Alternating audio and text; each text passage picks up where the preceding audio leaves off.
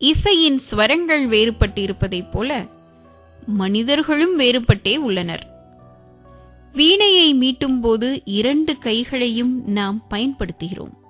ஒரு கையின் விரல்கள் கம்பிகளை மீட்டிய வண்ணம் இருக்கும், மற்றொரு கையின் விரல்கள் ஸ்வரங்களை எழுப்பிய வண்ணம் இருக்கும்.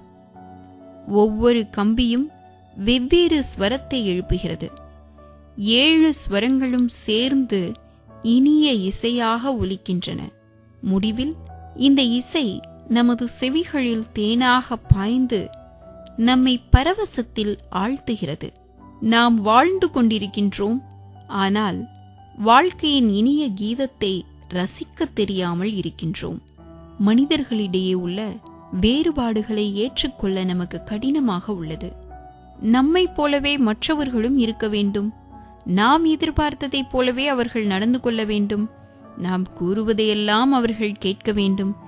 இப்படியெல்லாம் எதிர்பார்க்கிறோம். இது சாத்தியமாகுமா?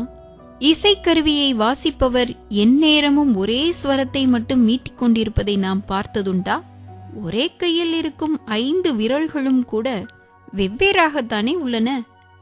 ஒரே தாய்க்கு எத்தனை குழந்தைகள் பிறந்தாலும் உருவத்தில் வெவ்வேறாகத்தானே தோற்றமளிக்கின்றார்கள்.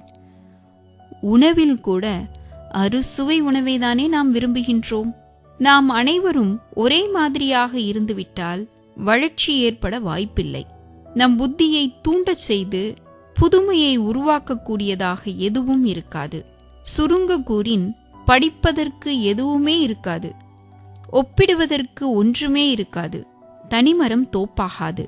வேற்றுமைகளை களைவோம், ஒற்றுமையை வளர்ப்போம், ஒன்று கூடி வாழ்வோம். சிந்தனை துளி அனைத்தையும் தனக்குள்ளே அடக்கிக் கொள்ளும் பரந்த கடலை போன்ற மனம் கொண்டவர்களாகி அனைவரையும் அவரவர் உள்ளபடியே ஏற்றுக்கொள்வோம்.